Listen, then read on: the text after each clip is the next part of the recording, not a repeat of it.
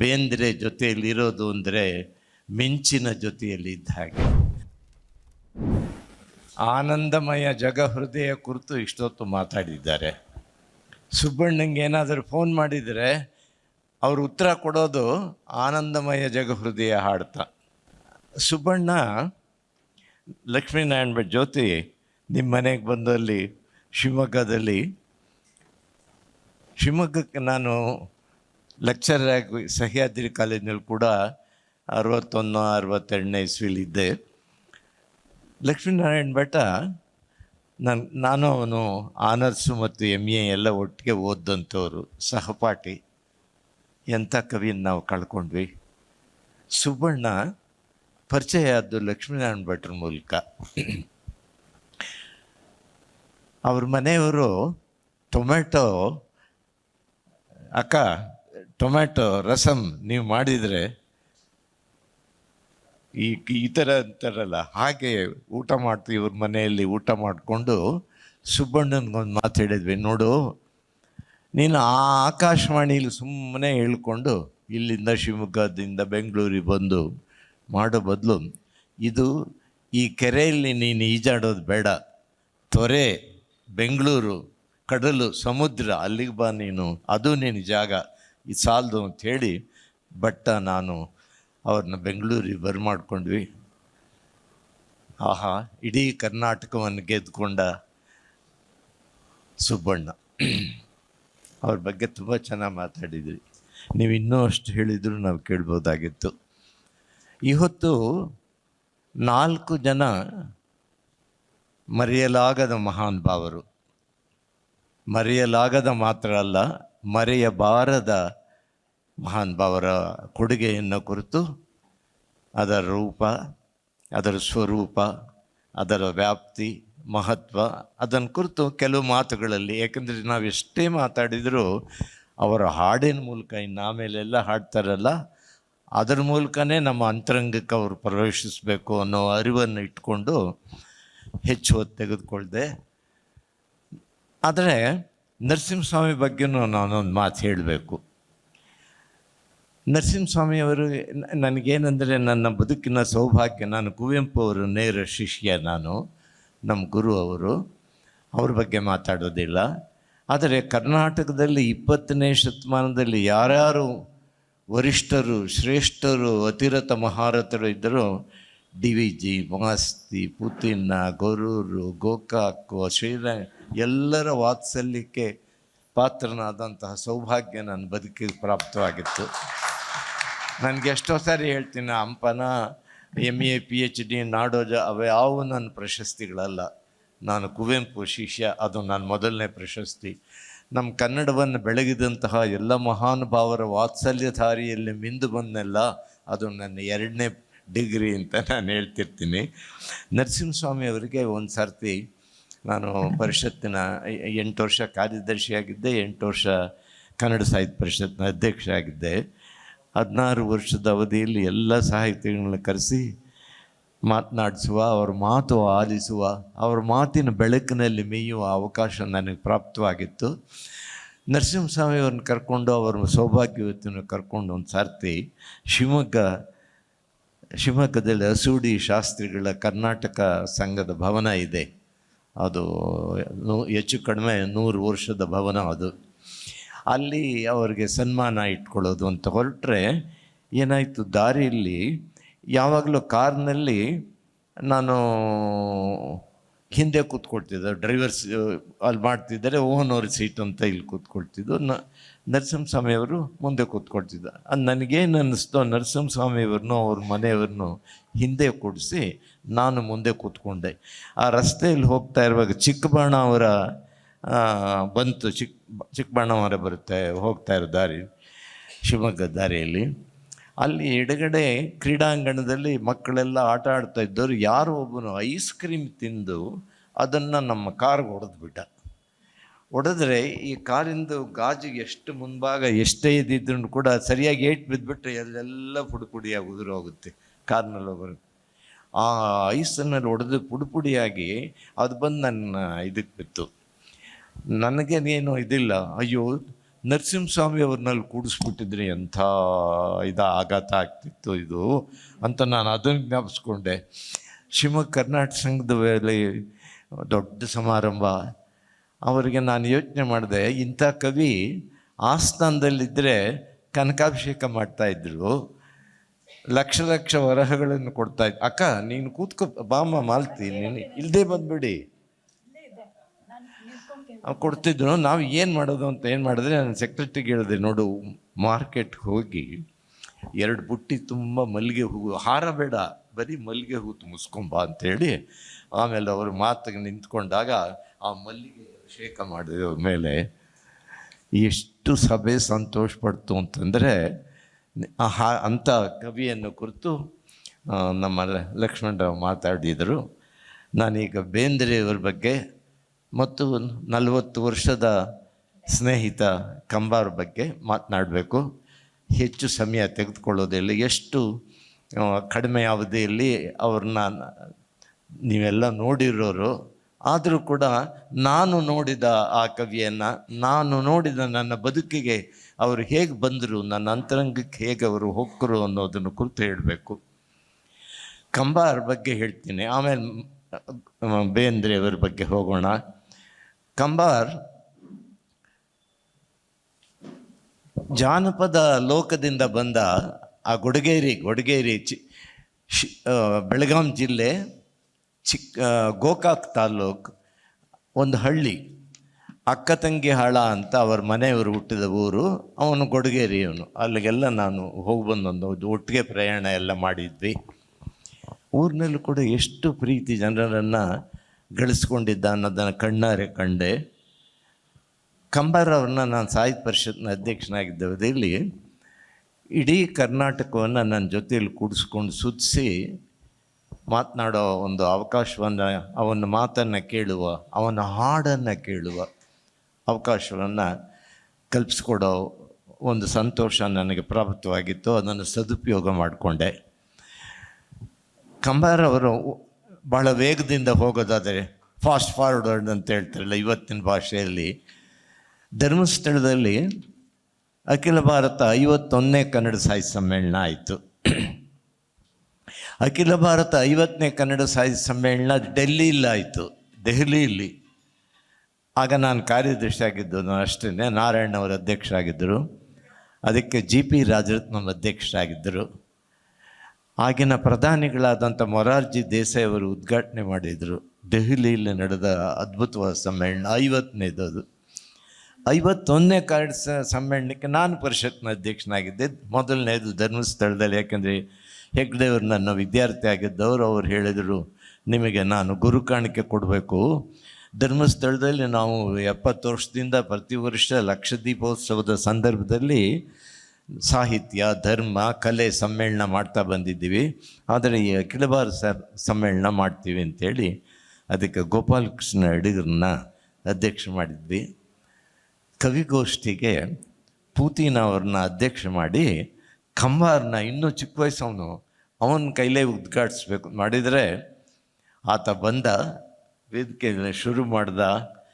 ಮರೆತೇನೆಂದರೆ ಮರೆಯಲಿ ಹ್ಯಾಂಗ ಮಹೋತ್ಸವ ತುಂಗ ಆಡ್ದ. ಅಯ್ಯೋ, ವಿದ್ಯುತ್ ಸಂಚಾರ ಆಗೋಯ್ತು ಸಭೆಯಲ್ಲಿ, ಏನೋ ಮಿಂಚು ಹೊರಟೋಯ್ತು. ಆ ಥರ ಮೊಟ್ಟ ಮೊದಲನೇ ಬಾರಿಗೆ ಸಮ್ಮೇಳನಕ್ಕೋಸ್ಕರ ರಚಿಸಿ ಹಾಡಿದಂಥ ಹಾಡು ಆ ಮಹೋತ್ಸವ ತುಂಗದ ಹಾಡು.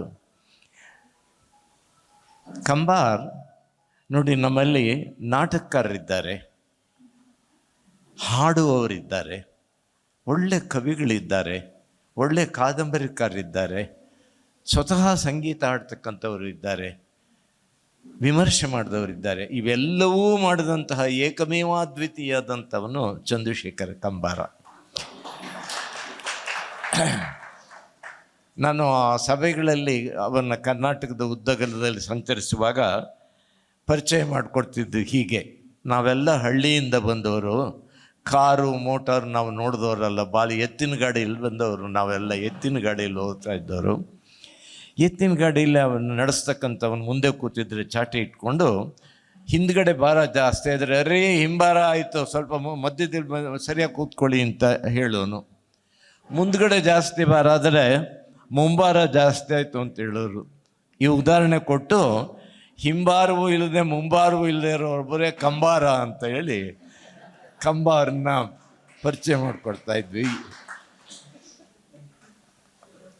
ಯಾವಾಗಲೂ ಶಿಶುನಾಳ ಶರೀಫರ ಹಾಡು ಅದೆಲ್ಲ ನಾವೆಲ್ಲ ಕೇಳಿದ್ವಿ. ಮೊಟ್ಟ ಮೊದಲನೇ ಬಾರಿಗೆ ಶಿಶುನಾಳ ಶರೀಫರ ಎಲ್ಲ ಗೀತೆಗಳ ಸಂಕಲನವನ್ನು ಧಾರವಾಡ ವಿಶ್ವವಿದ್ಯಾಲಯದವರೊಬ್ಬರು ರಚಿಸಿದರು, ಸಿದ್ಧಪಡಿಸಿದರು. ಅದನ್ನು ಬಿಡುಗಡೆ ಮಾಡಿದ್ದು ನಾವು ಯಾವ ಭಾಗದಲ್ಲಿ ಇದ್ದು ಶಿಶುನಾಳ ಶರೀಫರು ತಮ್ಮ ಕೀರ್ತಿಯನ್ನು ನಾಡಿಗೆ ಪಸರಿಸೋದಕ್ಕೆ ಕಾರಂಜಿ ಅಂತ ಬಂದಿದ್ದರು ಆ ಭಾಗದಲ್ಲೇ ಅಲ್ಲೇ ಆಗ ಕಾಗೋಡು ತಿಮ್ಮಪ್ಪ ಮಿನಿಸ್ಟ್ರ್ ಆಗಿದ್ದರು. ಕಂಬಾರನ ಕೈಲಿ ಬಿಡುಗಡೆ ಮಾಡಿಸಿ ಅದನ್ನು ಆವಾಗ ಹಾಡಿದ್ದಂಥದ್ದು. ಬಿಡುಗಡೆ ಅವತ್ತಾಯಿತು. ಬರ್ಕೋ ಪದ ಬರ್ಕೋ ಅಂತ ಸಂಕಲನದ ಹೆಸರು. ಆಮೇಲೆ ಅಶ್ವತ್ಥನ ಬಾಯಿಗೆ ಬಂದರು ಶಿಶುನಾಳ ಶರೀಫರು. ಇಡೀ ಕರ್ನಾಟಕದ ಗಾಳಿಯಲ್ಲಿ ಅಲೆ ಅಲೆಯಾಗಿ ಆ ಹಾಡು ತೇಲ್ಬರುವ ಹಾಗೆ ಅಶ್ವತ್ಥ ಜಾದು ಮಾಡಿದರು. ಇಷ್ಟು ಈ ಹಿನ್ನೆಲೆಯಲ್ಲಿ ಕಂಬಾರವರು ಕನ್ನಡಕ್ಕೆ ಕೊಟ್ಟಂತಹ ಕೊಡುಗೆ ಅಮೂಲ್ಯವಾದದ್ದು. ಬಹಳ ಕಾಲ ನಾವೆಲ್ಲ ಇರ್ತೀವಿ ಹೋಗ್ತೀವಿ, ಆದರೆ ಹಾಡುಗಳ ಮೂಲಕ ಶ್ರೇಷ್ಠ ಮೌಲಿಕವಾದ ಸಾಹಿತ್ಯದ ಮೂಲಕ ಚಿರಂಜೀವಿಯಾದಂತಹ ಕವಿ ನಮ್ಮ ಕಂಬಾರವರು. ಅವರ ಸ್ನೇಹ ಸೌಭಾಗ್ಯವನ್ನು ಕುರಿತು ನಾನು ಇನ್ನಷ್ಟು ವಿಸ್ತಾರವಾಗಿ ಹೇಳಬಹುದು. ಆದರೆ ಹಾಡಲ್ಲಿ ಇವರೆಲ್ಲ ಹಾಡ್ತಾರಲ್ಲ, ಆ ಹಾಡಿನ ಮೂಲಕನೇ ನಾವೆಲ್ಲ ಸಂತೋಷಪಟ್ಟಿದ್ವೆಲ್ಲ ಈ ಹೊತ್ತು ಇನ್ನೊಮ್ಮೆ ಕೇಳುವ ಅವಕಾಶ ಪ್ರಾಪ್ತವಾಗುತ್ತೆ. ಬೆಂಗಳೂರು ವಿಶ್ವವಿದ್ಯಾಲಯದಲ್ಲಿ ಪ್ರಾಧ್ಯಾಪಕರಾಗಿದ್ದಂಥ ಸಂದರ್ಭದಲ್ಲಿ ನಾನು, ಲಕ್ಷ್ಮೀನಾರಾಯಣ ಭಟ್ಟ ಮತ್ತು ಕಂಬಾರ ದಿವಸದ 24 ಗಂಟೆಯಲ್ಲಿ ಒಂದು 14-15 ಗಂಟೆ ನಾವು ಜೊತೆಯಲ್ಲೇ ಇರ್ತಾಯಿದ್ವಿ. ನಮ್ಮ ಹುಡುಗರೆಲ್ಲ MA ಓದೋ ಹುಡುಗರು, PhD ಅವರು ನಮ್ಮ 3 ಜನಕ್ಕೆ ತ್ರೀ ಮಸ್ಕಿಟೀರ್ಸ್ ಅಂತ ಕರೆಯೋರು. ನಮ್ಮ 3 ಮಸ್ಕಿಟೀರ್ಸ್ನಲ್ಲಿ 2 ಮಸ್ಕಿಟೀರ್ಸ್ ಹೊರಟೋಗ್ಬಿಟ್ಟಿದ್ದಾರೆ. ಅದು ದುಃಖ. ಅವ್ರು ನೆನೆಸ್ಕೊಂಡ್ರೆ ನಮ್ಮ ಲಕ್ಷ್ಮೀನಾರಾಯಣ ಭಟ್ಟ ಮತ್ತು ಕಂಬಾರು, ಇದು ಕನ್ನಡಕ್ಕಾದಂತಹ ಬಹಳ ದೊಡ್ಡ ನಷ್ಟ. ಬೇಂದ್ರೆಯವರ ಬಗ್ಗೆ ಹೇಳೋದು ಏನು? ಬೇಂದ್ರೆಯವರು ನಾನು ಅವರು ನಿಮ್ಗೆ ಆಶ್ಚರ್ಯ ಆಗೋದು, ಒಂದು 10-15 ಸಮಾರಂಭದಲ್ಲಿ ನಾವು ಒಟ್ಟಿಗೆ ಮಾತನಾಡಿದಂಥವರು. ನಾನು ಮದುವೆಯಾದ ಹೊಸದು. ಕರ್ನಾಟಕದಲ್ಲಿ ಕಮಲಾಂಬರ ನಾವು ಎಲ್ಲ ಕಡೆ ಭಾಷಣ ಮಾಡ್ತಾಯಿದ್ವಿ. ಬೆಳಗಾವಿನಲ್ಲಿ ಒಂದು ರಾಜ್ಯೋತ್ಸವ ದೊಡ್ಡ ಸಮಾರಂಭ. ಆ ರಾಜ್ಯೋತ್ಸವದ ಸಂದರ್ಭದಲ್ಲಿ ಬೆಳಗಾವಿನಿಂದ ನಾನು ಮದುವೆಯಾದ ಹೊಸದು ಒಂಥರ ಹನಿಮೂನ್ ಆದಾಗ ಆಗಲಿ ಅಂತ ಹೇಳಿ ಅಲ್ಲಿಂದ ಬೆಳಗಾವಿನಿಂದ ಬೆಂಗಳೂರಿಗೆ ಲೆಕ್ಕ ಹಾಕ್ಕೊಳ್ಳಿ, 1959, 60, 61 ಇಸ್ವಿಗಳ ಸುಮಾರಲ್ಲಿ ಒಂದು ಲಕ್ಸುರಿ ಬಸ್ಸು ಇತ್ತು. Bengaluru to Belgaum to Bengaluru with only 2-3 stops. Belgaum ಬಿಟ್ಟರೆ ಧಾರವಾಡ, ದಾವಣಗೆರೆ ಊಟದ ಸಮಯ, ಆಮೇಲೆ ಬೆಂಗಳೂರಿಗೆ ಬರ್ತಾಯಿದ್ದಿದ್ದು. ಸೊ 8-9 ಗಂಟೆ ಪ್ರಯಾಣ. ನಾನು ಕಮಲಾಂಪನ ಒಟ್ಟಿಗೆ 9 ಗಂಟೆ ಕೂತ್ಕೊಂಡಿರ್ಬೋದು ಬಸ್ನಲ್ಲಿ ಅಂತೇಳಿ ಲಕ್ಸುರಿ ಬಸ್ಸಿಗೆ ನಾವು ಸೀಟ್ ರಿಸರ್ವ್ ಮಾಡಿಸಿದ್ವಿ. ಬೆಳಗಾಂ ಬಿಟ್ಟು ಅಂದರೆ ನಾನು ಅವ್ರ ಸಾಹಿತ್ಯವನ್ನು ಸ್ವಲ್ಪ ಪಕ್ಕಕ್ಕಿಟ್ಟು ಈ ಜೀವನದ ವಿವರಗಳನ್ನ ಯಾಕೆ ಹೇಳ್ತಿದ್ದೀನಿ ಅಂದರೆ ನಮ್ಮ ಜನಕ್ಕೆ ಇದು ಗೊತ್ತಿಲ್ಲ. ನಾವು ಅವ್ರ ಸಾಹಿತ್ಯ ಓದ್ಕೊಂಡು ಹೋದೆ, ಅದರಿಂದ ಇದು ಮಹತ್ವದ ಘಟನೆಗಳು. ಸೊ ಬೆಳಗಾಂ ಬಿಟ್ಟು ಧಾರವಾಡಕ್ಕೆ ಬಂತು ಬಸ್ಸು, ಲಕ್ಸುರಿ ಬಸ್ಸು. ಬೇಂದ್ರೆಯವರು ಹತ್ತಿದ್ರು ಬೆಂಗಳೂರಿಗೆ ಬರೋದಕ್ಕೆ. ನಾನು ನೋಡಿದ ತಕ್ಷಣ ನಾಗರಾಜಯ್ಯ, ಕಮಲಮ್ಮ ಅಂತೇಳಿ ನಮ್ಮಿಬ್ಬರ ಮಧ್ಯೆ ಬಂದು ಕೂತ್ಕೊಂಡ್ರು. ನಾವು ಹನಿಮೂನ್ಗೆ ಹೋಗಬೇಕು ಅಂತ ನಾವು ಕಾದಿದ್ವಿ, ನಾವು ಇಬ್ಬರೇ, ಇನ್ಯಾರು ಬಂದು ಕುಡ್ದು ಅಂತ. ಬೇಂದ್ರೆ ಬಂದು ಕೂತರು. ಆಮೇಲೆ ಬೆಂಗಳೂರಿಗೆ ಬಂದಮೇಲೆ ನಮಗೆ ಗೊತ್ತಾದ್ದು ಬೆಂಗಳೂರು ತಲುಪಿದೆ ಅಂತ. ಬೇಂದ್ರೆ ಜೊತೆಯಲ್ಲಿರೋದು ಅಂದರೆ ಮಿಂಚಿನ ಜೊತೆಯಲ್ಲಿ ಇದ್ದ ಹಾಗೆ, ಕಾವ್ಯದಲ್ಲಿ ಗಂಗೆಯಲ್ಲಿ ಮಿಂದ ಹಾಗೆ. ಹೊತ್ತು ಹೋದದ್ದೇ ಗೊತ್ತಾಗಲಿಲ್ಲ. ಏನು ಹೇಳಿದರು ಅವರು? ದಾಂಪತ್ಯವನ್ನು ಕುರಿತು ಸಖಿಗೀತ ಬರೆದಂಥವರು. ಸಪ್ಪೆ ಬಾಳುವಿಗಿಂತ ಉಪ್ಪು ನೀರು ಲೇಸು, ನನಗೂ ನಿನಗೂ ಅಂಟಿದ ನಂಟನ. ಅಲ್ಲಿಂದ ಮೊದಲುಗೊಂಡು ಅನೇಕ ವಿಚಾರಗಳನ್ನೆಲ್ಲ ಹೇಳಿದರು. ಹೀಗಾಗಿ ನಮಗೆ ಮಧು ಚಂದ್ರದ ಸೌಖ್ಯ ತಪ್ಪಿದರೂ ಕೂಡ ಕಾವ್ಯದ ಆಸ್ವಾದ, ಕಾವ್ಯದ ಆನಂದ ನಮಗೆ 8 ಗಂಟೆ ಪ್ರಾಪ್ತವಾಯಿತು ಧಾರವಾಡದಿಂದ ಬೆಂಗಳೂರುವರೆಗೂ. ಅಂತಹ ಬೇಂದ್ರೆಯವರಿಗೆ ಸ್ವಲ್ಪ ಫಾಸ್ಟ್ ಫಾರ್ವರ್ಡ್ ಮಾಡ್ತೀನಿ. ಜ್ಞಾನಪೀಠ ಪ್ರಶಸ್ತಿ ಬಂದಾಗ ನೋಡಿ, ಕನ್ನಡಕ್ಕೆ ಮೊದಲನೇ ಜ್ಞಾನಪೀಠ ಪ್ರಶಸ್ತಿ ಬಂದಾಗ ಕುವೆಂಪುಗೆ ಸಂಪೂರ್ಣವಾಗಿ ಒಬ್ಬರಿಗೆ ಬರಲಿಲ್ಲ, ಹಂಚಿದರು ಇಬ್ಬರಿಗೆ. ಬೇಂದ್ರೆಯವರಿಗೆ ಬಂದಾಗ ಜ್ಞಾನಪೀಠ ಪ್ರಶಸ್ತಿ ಕೂಡ ಒಬ್ಬರಿಗೆ ಅಖಂಡವಾಗಿ ಬರಲಿಲ್ಲ, ಅರ್ಧ ಭಾಗ ಬರೋ ಹಾಗೆ ಇಬ್ಬರಿಗೂ ಹಂಚಿದ್ರು. ನಮ್ಮ ಚಂಪಾ ತಮಾಷೆ ಮಾಡೋರು, ಬೇಂದ್ರೆಯವರ 4 ತಂತಿಗೆ ಅದು ಬಂದಿದ್ದು. ಸೊ 50,000 ರೂಪಾಯಿ, 1 ಲಕ್ಷ ಇದ್ದಿದ್ದವ್ರು ಇವಾಗ ಜಾಸ್ತಿ ಆಗಿದೆ. 1,50,000 ಒಬ್ಬರಿಗೆ, 50,000 ಒಬ್ಬರಿಗೆ. ಈ ಚಂಪಾ ಧಾರವಾಡದಲ್ಲಿ ಸ್ವಲ್ಪ ಲೇವಡಿ ಮಾಡೋದು ಜಾಸ್ತಿ. ಚಂಪಾವನ್ನು 50,000 ಹಂಗೆ 4 ತಂತಿ ಇದೆ, 1 ತಂತಿಗೆ ಎಷ್ಟಾಯಿತು 50,000 ಇದು ಅಂತ ಹಿಂಗೆಲ್ಲ ಮಾಡ್ತಾಯಿದ್ರು. ಅದು ಬೇಜಾರಾಗ್ತಿತ್ತು ಅವ್ರಿಗೆ, ಬೇಂದ್ರೆಯವ್ರಿಗೆ. ಇರಲಿ, ಅವರಿಗೆ ನಾಡಿನ ಉದ್ದಗರಗಳಲ್ಲಿ ಎಷ್ಟೋ ಸಮಾರಂಭಗಳಾದವು. ಆದರೆ ಧಾರವಾಡದಲ್ಲಿ ಇದು ದಾವಣಗೆರೆಯಲ್ಲಿ ಶಿಖರಪ್ರಾಯವಾದಂಥ ಸಮಾರಂಭ ಆಯಿತು. ಶಾಮನೂರು ಶಿವಶಂಕರಪ್ಪ ಅವರು ಅಲ್ಲಿರುವ ಎಲ್ಲ ವಿದ್ಯಾಸಂಸ್ಥೆಗಳ ಅವರ ಆಶ್ರಯದಲ್ಲಿದ್ದಿದ್ದು. ಹೀಗಾಗಿ ಎಲ್ಲ ಪ್ರೊಫೆಸರ್ಸು, PG ಸ್ಟೂಡೆಂಟ್ಸ್ ಎಲ್ಲ ಸೇರಿ ಸುಮಾರು 6,000 ಜನರ ದೊಡ್ಡ ಸಭೆ, ಬೇಂದ್ರೆಯವರಿಗೆ ಸನ್ಮಾನ. ಆ ಸಮಾರಂಭಕ್ಕೆ ನಾನು ಅಧ್ಯಕ್ಷ. ಬೇಂದ್ರೆಯವರು ಬಂದರು, ಕೂತ್ಕೊಂಡ್ರು. ಒಬ್ಬರು ಸುಶ್ರಾವ್ಯವಾಗಿ ಅವರ ರಸವೇ ಜನನ ವಿರಸಮರಣ ಸಮರಸವೇ ಜೀವನ ಮತ್ತು ನಾನು ಬಡವಿ ಆತ ಬಡವ ಬಳಸಿಕೊಂಡೆವು ಅದನ್ನೇ ನಾವು ಅದಕ್ಕೂ ಇದಕ್ಕೂ ಎದಕ್ಕೂ ಇಂಥದ್ದು ಒಂದು 3 ಗೀತೆಯನ್ನು ಹಾಡಿದ್ಲು ಆ ತಾಯಿ. ಆ ವಾಣಿ ಇನ್ನೂ ನನ್ನ ಕಿವಿಯಲ್ಲಿ ಅಷ್ಟು ಸುಶ್ರಾವ್ಯವಾಗಿ ಹಾಡಿದ್ದು. ಬೇಂದ್ರೆ ಅಂತೂ ಮೈಮರೆತು ಆಲಿಸಿದ್ರು. ಆಮೇಲೆ ಎದ್ದು ನಿಂತ್ಕೊಂಡ್ರು ಬೇಂದ್ರೆಯವರು. 10 ಬೆರಳಿಗೂ ಉಂಗುರ ಹಾಕ್ಕೊಂಡು ನಿಂತ್ಕೊಂಡ್ರು. ಭಾಳ ಸಂತೋಷದಿಂದ ಮಾತು ಪ್ರಾರಂಭಿಸಿದರು. ಚೆನ್ನಾಗೇ ಪ್ರಾರಂಭಿಸಿದರು. ಆದರೆ ಏನಾಯಿತು, ಯಾರೋ ಒಬ್ಬ ಶಿಳ್ಳೆ ಹಾಕ್ಬಿಟ್ಟ. ಸಭೆಯಲ್ಲಿ ಶಿಳ್ಳೆ ಹೊಡೆದು ಬಿಟ್ಟ, ಅವನು ವಿಷಲ್ ಹಾಕ್ಬಿಟ್ಟ. ಅವನು ಅಪ್ಸೆಟ್ ಆಗಿಬಿಟ್ರು ಬೇಂದ್ರೆಯವರು. ನಾನು ಶಿಳ್ಳೆ ಖ್ಯಾತರಿಗೆ ಹಾಡು ಮಾತನಾಡೋನಲ್ಲ ನಾನು ಅಂತೇಳಿ ಕೂತೇ ಬಿಟ್ರು.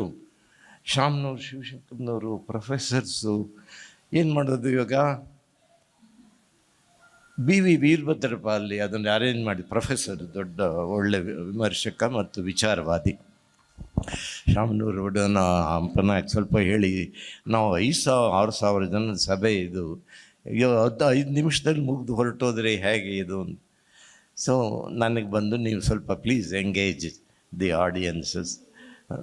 ನನಗೆ ಇದೇ ಒಂದು ದೈವ ಕರುಣಿಸಿದಂಥ ಅವಕಾಶ ಅಂತ ತಿಳ್ಕೊಂಡು, ಯಾವ ಬೇಂದ್ರೆಯವರನ್ನು ನನ್ನ ಹೃದಯದಲ್ಲಿ ತುಂಬಿಕೊಂಡಿದ್ನೋ, ಅವರ ಕವಿತೆಗಳನ್ನು ಓದಿ ನಾನು ಬೆಳೆದಿದ್ನೋ, ಅದನ್ನೆಲ್ಲ ಒಪ್ಪಿಸುವ, ಸಭೆಗೆ ನಿವೇದಿಸುವ ಒಂದು ಸುವರ್ಣ ಅವಕಾಶ ನನಗೆ ಪ್ರಾಪ್ತವಾಯ್ತಲ್ಲ ಅಂತ ಹೇಳಿ ಒಂದೊಂದಾಗೆ ಈ ಬೇಂದ್ರೆ ಅಂದರೆ ಏನು ತಿಳ್ಕೊಂಡಿದ್ದೀರಿ ಅಂಥೇಳಿ ಸಭೆಗೆ ಬೇಂದ್ರೆಯ ಕಾವ್ಯಲೋಕವನ್ನು, ಕಾವ್ಯ ಪ್ರಪಂಚವನ್ನು ಅನಾವರಣ ಮಾಡುವ ಒಂದು ಅವಕಾಶವನ್ನು ನಾನು ಉಪಯೋಗಿಸ್ಕೊಂಡೆ. ಎಲ್ಲ ಒಂದೊಂದು ಆ ಭೃಂಗದ ಬೆನ್ನೇರಿ ಬಂತು, ಕಲ್ಪನಾ ವಿಲಾಸದಿಂದ ಮೊದಲುಗೊಂಡು ಏನು ಇಳಿದು ಬಾ ತಾಯೆ ಗಂಗಾವತ. ಆ ಬೇಂದ್ರದ್ದು ಏನು ಸ್ವಾರಸ್ಯ ಅಂದರೆ ನೋಡಿ, ಎಂತೆಂಥ ಕವಿಗಳು ನಮ್ಮಲ್ಲಿ ಬರೆದಿದ್ದಾರೆ. ಆದರೆ ಕಂಬಾರನಂಗೆ ಹಾಡೋರನ್ನ ಬಿಟ್ಬಿಡೋಣ. ಆದರೆ ಸ್ವತಃ ತಾನು ರಚಿಸಿದಂತಹ ಕವಿತೆಯನ್ನು, ಅದರ ಸ್ವಾರಸ್ಯವನ್ನು ರಸಿಕ ಸಮುದಾಯಕ್ಕೆ ತಾನೇ ಒಪ್ಪಿಸ್ತಕ್ಕಂಥದ್ದು ಕವಿಯ ಹಂಬಲನೇ ಅದು. ರಸಿಕೇಶು ಕವಿತ್ವ ನಿವೇದನಂ ಶಿರಸಿ ಮಾಲಿಕಾ ಇತರ ಕರ್ಮ ಫಲಾನಿ ಎದೃಚಯ ವಿತರತಾನಿ ಸಹಾನಿ ಚತುರಾನನ ಎಲೆ ಬ್ರಹ್ಮನೇ. ಇತರ ಕರ್ಮ ಫಲ, ನನಗೆ ದೊಡ್ಡ ಕಷ್ಟ ನೀನು ಏನಾದರೂ ಕೊಡಪ್ಪ, ಐ ವಿಲ್ ಗೆಟ್ ಆನ್, ನಾನು ಸಹಿಸ್ಕೊಳ್ತೀನಿ. ಆದರೆ ಅರಸಿಕನ ಮುಂದೆ ನನ್ನ ಕಾವ್ಯವನ್ನು ನಿವೇದಿಸ್ತಕ್ಕಂಥ ದೌರ್ಭಾಗ್ಯವನ್ನು ನನ್ನ ಹಣೆ ಮೇಲೆ ಮಾಲಿಕಮ ಬರಿಬೇಡ ಅಂತ. ಅಂತಹ ಒಂದು ರಸಿಕ ಸಮುದಾಯವನ್ನು ದೃಷ್ಟಿಲಿಟ್ಕೊಂಡು ನಮ್ಮ ಕವಿಗಳಲ್ಲಿ, ಅದರಿಂದ ಅಲ್ಲಿ ರಸಿಕ ಸಮುದಾಯ ಇತ್ತಲ್ಲ, ನಾನು ಅವರಿಗೆಲ್ಲ ಹೇಳೋದಕ್ಕೆ ನಾನು ಹೇಳಕೊಟ್ಟಿದ್ದು ಬೇಂದ್ರೆಯವರು ಓದುವ ಹಾಗೆ ಇನ್ನೊಬ್ಬ ಕವಿ ನಾನು ಕಾಣಲಿಲ್ಲ. ತನ್ನ ಕವಿತೆಯನ್ನು ನನ್ನ ಗುರು ಕುವೆಂಪು ಅವರು ನಿಜ, ಅದನ್ನು ಬೇಂದ್ರೆಯವರ ಹೋದಾಗ ಆಗೋದಿಲ್ಲ ಅವ್ರ ಕೈಲಿ. ಬೇಂದ್ರೆನೇ ಬೇಂದ್ರೆ ಹೇಳೋರು, ನಾವೆಲ್ಲ ರಸಿಕರು ಹೇಳ್ತಾ ಇದ್ವಿ, ಬೇಂದ್ರೆ ಆಗ್ತೀವಿ ಅಂತ. ಜೀವನದಲ್ಲಿ ಅಂತಹ ಬದುಕನ್ನು ಬಾಳ್ಕೊಂಡು ಬಂದಂಥವರು. ಅವರಿಗೆ ಗೌರವ ಡಾಕ್ಟ್ರೇಟ್ ಕರ್ನಾಟಕ ಯೂನಿವರ್ಸಿಟಿಯವರು ಡಾಕ್ಟ್ರೇಟ್ ಕೊಟ್ಟರು ಅವರೇನು ಹೇಳಿದ್ರು, ಉತ್ತರ ಕೊಡಬೇಕಲ್ಲ, ನೀವೇನರು ಡಾಕ್ಟ್ರೇಟ್ ಕೊಡೋದು, ಬೈ ಬರ್ತ್ ನಾನು doctor DR Bendre, doctor Bendre ನಮ್ಮ ಅಪ್ಪನೇ ಕೊಟ್ಟಿದ್ದಾರೆ ನನಗೆ. ಇಂತಹ ಸದ್ಯೋಜಾತ ಪ್ರತಿಭೆ ಆನ್ ದಿ ಸ್ಪಾಟ್ ಏನಿತ್ತು ಅದನ್ನು ಕವಿತೆ ಓದಬೇಕಾದ್ರೆ ಗಂಗಾವತರಣದಲ್ಲಿದ್ದೇನೆ, ಅಂಬಿಕಾ ತನಯನ ಅತ್ತೆ ಬಾ ಅಂತ ಒಂದು ಸಾರಿ ಓದ್ತಾರೆ, ಅಂಬಿಕಾ ತನಯನ ಅತ್ತೆ ಬಾ ಅಂತೇಳಿ ಆ ಅಪ್ಪನ್ನು, ಮತ್ತು ಅದನ್ನು ಕಾವೇರಿ ತಂಪಾಯಿತು, ಕಾವು ಏರಿ ತಂಪಾಯಿತು, 2 ಥರ ಓದೋದು. ಇದು ಈ ರೀತಿಯ ಓದುಗಾರಿಕೆ ಮತ್ತು ತನ್ನ ಕಾವ್ಯವನ್ನು ಓದುಗರಿಗೆ ನಾವು ಕಾವ್ಯದಿಂದ ಓದ್ಕೊಳ್ತೀವಿ, ಆದರೆ ಸಭೆಯಲ್ಲಿ ಕುಳಿತ ರಸಿಕರಿಗೆ ಮುಟ್ಟಿಸ್ತಕ್ಕಂಥ ಇದು ಶಕ್ತಿ, ಪ್ರತಿಭೆ ಅವ್ರಿಗಿತ್ತು. ಪ್ರತಿಭೆ ಅಂದರೆ ಅದು ನವನವೋನ್ಮೇಷ ಶಾಲಿನಿಯಾದ ಪ್ರತಿಭೆ, ನವನವೋಲ್ಲೇಖ ಶಾಲಿನಿಯಾದ ಪ್ರತಿಭೆ, ಸದ್ಯೋಜಾತವಾದಂತಹ ಪ್ರತಿಭೆ. ನೋಡಿ, ಕವಿತೆಯನ್ನು ಓದ್ತೀವಿ ನಾವು, ಅಲ್ಲಿ ಬರೀ ಶಬ್ದಗಳಿರುತ್ತೆ, ಆ ಶಬ್ದಗಳಿಗೆ ನಿಘಂಟು ಕೊಡುವ ಅರ್ಥ ಬೇರೆ. ನಮ್ಮ ಡಿ ವಿ ಗುಂಡಪ್ಪನವ್ರು ಹೇಳೋರು, ಶಬ್ದಕ್ಕೆ ಅರ್ಥ ನಿಘಂಟಿನಿಂದ, ಭಾವಕ್ಕೆ ಅರ್ಥ ಭಗವಂತನಿಂದ ಅಂತ. ಹಾಗೆ ಆ ಶಬ್ದಕ್ಕೆ ಮೀರಿದ ಕವೇರಭಿಪ್ರಾಯಂ ಅಶಬ್ದಗೋಚರಂ ಸ್ಫುರಂತಮಾರ್ದ್ರೇಷು ಪದೇಶು ಕೇವಲಂ ವದದ್ಭಿರಂಗೈ ಕೃತರೋಮ ವಿಕ್ರಿಯೈ ತೂಷ್ಣೀಂ ಭವತೋಯ ಮಂಜಲಿ ಅಂತ. ಏನಂದರೆ ಕವೇರ ಅಭಿಪ್ರಾಯಂ, ಕವಿಗೆ ಬಹುವಚನ, ಅದು ಕವಿಗಳ ಅಭಿಪ್ರಾಯವು ಅಶಬ್ದಗೋಚರಂ, ಶಬ್ದಗಳಿವೆ ಆದರೆ ಶಬ್ದಕ್ಕೆ ಮೀರಿದಂತಹ ಅರ್ಥವಲಯ. ಒಂದು ಶಬ್ದಕ್ಕೆ ಅರ್ಥವಲಯ, ಭಾವವಲಯ, ನಾದವಲಯ, 3 ವಲಯಗಳಿರುತ್ತೆ. ನಾದವಲಯ ಇವರು ಸಾಕ್ಷಾತ್ಕಾರ ಮಾಡ್ತಾರೆ. ಹಾಗೆ ಈ ಕವೇರ ಅಭಿಪ್ರಾಯಂ ಅಶಬ್ದಗೋಚರ, ಶಬ್ದ ಮೌನ ಇರುತ್ತೆ, ಅದಕ್ಕೆ ಸಜೆಸ್ಟೆಡ್ ಮೀನಿಂಗ್ ಇರುತ್ತೆ, ಧ್ವನಿ ಇರುತ್ತೆ. ಯಾರು ಅದನ್ನು ಅರ್ಥ ಮಾಡಿಕೊಂಡು ಕವೇರ ಅಭಿಪ್ರಾಯಂ ಅಶಬ್ದಗೋಚರಂ, ಅದು ಎಲ್ಲಿ ಇರುತ್ತೆ ಅಂದರೆ ಸ್ಫುರಂತಮ ಆರ್ದ್ರೇಷು ಪದೇಶು ಕೇವಲಂ, ರಸ ತುಂಬಿದಂಥ ನವರಸಗಳು, ಶೃಂಗಾರ, ಹಾಸ್ಯ, ಕರುಣ, ರೌದ್ರ, ವೀರ, ಭಯಾನಕ, ಬೀಭತ್ಸ, ಅದ್ಭುತ, ಶಾಂತ, ಇಷ್ಟು ರಸಗಳನ್ನು ತುಂಬಿ ಬರೆದಂತಹ ಅದಿರುತ್ತಲ್ಲ, ಅದು ಯಾರಿಗೆ ಅರ್ಥವಾಗುತ್ತೆ ಅಂದರೆ ಚೆನ್ನಾಗಿ ಓದ್ಕೊಂಡಿರುತ್ತೆ, ಸತತಾಭ್ಯಾಸಂ ಮಾಡಿರ್ತಾನಲ್ಲ, ವೃದ್ಧ ಸೇವ್ಯಾನುರಾಗಂ ಮಾಡಿರ್ತಾನಲ್ಲ, ಅವನಿಗೆ ಯೇಷಾಂ ಕಾವ್ಯಾನುಶೀಲನ ವಶಾತ್ ವಿಶದೀಭೂತೆ ಮನೋಮುಕುರೆ ವರ್ಣನೀಯ ತನ್ಮಯೀ ಭವನ ಯೋಗ್ಯತಾ ತೇ ಹೃದಯ ಸಂವಾದ ಭಾಜಃ ಸಹೃದಯ. ಸಹೃದಯನಿಗೆ ಇದು ಪ್ರಾಪ್ತವಾಗದೆ. ಅಂತಹ ಎಲ್ಲೆಲ್ಲಿಗೂ ಹೋಗ್ತಾ ಇದ್ದೀನಿ. ಹೀಗೆ ಬೇಂದ್ರೆಯವರು ಆ ಕಾವ್ಯದ ಪ್ರಪಂಚದಲ್ಲಿ ಮಿಂದರೆ ನಮಗೆ ಎಷ್ಟು ಸಂಕಲನ, ಎಂತಹ ಶ್ರೇಷ್ಠವಾದ ಕವಿತೆಗಳ ವೃಷ್ಟಿಯನ್ನು, ಅಮೃತ ವೃಷ್ಟಿಯನ್ನು ಕರುಣಿಸಿದಂತಹ ಮಹಾಕವಿ ದ.ರಾ. ಬೇಂದ್ರೆ ಅವರನ್ನು ಕುರಿತು ಮಾತನಾಡುವ ಮತ್ತು ಗೆಳೆಯ ಕಂಬಾರನ್ನು ಕುರಿತು ಮಾತನಾಡುವ, ಅದರ ಜೊತೆಗೆ ವ್ಯಾಸರಾವ್ ಬಗ್ಗೆ, ನಮ್ಮ ಸುಬ್ಬಣ್ಣನ ಬಗ್ಗೆ, KS ನರಸಿಂಹಸ್ವಾಮಿಯವರ ಬಗ್ಗೆ ಎಲ್ಲ ಕುರಿತು ಜ್ಞಾಪಿಸ್ಕೊಳ್ಳುವ, ಸ್ಮರಣೆ ನಮಗೆ ಉಪಕಾರ ಮಾಡಿದ್ದಾರೆ. ಬರವಣಿಗೆಯ ಮೂಲಕ, ಬದುಕಿನ ಮೂಲಕ ಒಂದು ದೊಡ್ಡ ಸಂದೇಶವನ್ನು ನಮಗೆ ಕೊಟ್ಟಿರ್ತಕ್ಕಂಥವರ ಸ್ಮರಣೆಯಲ್ಲಿ ಸಮಯವನ್ನು ಸದುಪಯೋಗ ಮಾಡಿಕೊಳ್ಳೋ ಒಂದು ಅವಕಾಶವನ್ನು ಇವತ್ತು ಈ ಸಂಸ್ಥೆ, ನೀವು ಸಂಸ್ಥೆ, ಕರ್ನಾಟಕ ಸುಗಮ ಸಂಗೀತದವರು ಮಾಡಿದ್ದಾರೆ. ಇವರ ಉಪಕಾರ ಬಹಳ ದೊಡ್ಡದು. ನಾವು ಈ ಸಂದರ್ಭದಲ್ಲಿ ಹೇಳಬೇಕಾದ ಮಾತು ಅಂದರೆ, ಸುಗಮ ಸಂಗೀತಗಾರರು ಇವತ್ತೇನಾಗಿದೆ, ನಾನು ವಿಶ್ವವಿದ್ಯಾಲಯ ಟೀಕ್ಸಕ್ಕೆ ಹೋಗೋದಿಲ್ಲ, ಇವತ್ತಿನ ಓದುವ ರೀತಿ ಮಾತಾಡದೇ ಇರೋದು ಒಳ್ಳೆಯದು. ಆದರೆ ನಮ್ಮ ಕಾವ್ಯವನ್ನು, ಸಾಹಿತ್ಯವನ್ನು ಜೀವಂತವಾಗಿಟ್ಟಿರೋರು, ಜನಗಳಿಗೆ ತಲುಪಿಸ್ತಾ ಇರ್ತಕ್ಕಂಥವರು ನೀವು ಸುಗಮ ಸಂಗೀತಗಾರರು. ನಿಮ್ಮ ಉಪಕಾರ ಬಹಳ ದೊಡ್ಡದು. ಅದರಿಂದ ನಿಮ್ಮ ಉಪಕಾರವನ್ನು ನಾನು ಸ್ಮರಿಸ್ಕೊಳ್ತಾ, ನಾನು ತಿಳಿದ 4 ಮಾತುಗಳನ್ನು ಹಂಚಿಕೊಳ್ಳುವ ಅವಕಾಶವನ್ನು ಈ ವೇದಿಕೆಯ ಮೂಲಕ ಮಾತನಾಡುವ ಸಂತೋಷವನ್ನು ಕಲ್ಪಿಸಿಕೊಟ್ಟಿದ್ದಕ್ಕಾಗಿ ಇದರೆಲ್ಲ ವ್ಯವಸ್ಥಾಪಕರಿಗೆ, ನನ್ನ ಮಾತುಗಳನ್ನು ಆಲಿಸಿದಂತಹ ಸಭೆಗೆ ಕೈ ಜೋಡಿಸಿ ನಮಸ್ಕರಿಸ್ತೀನಿ.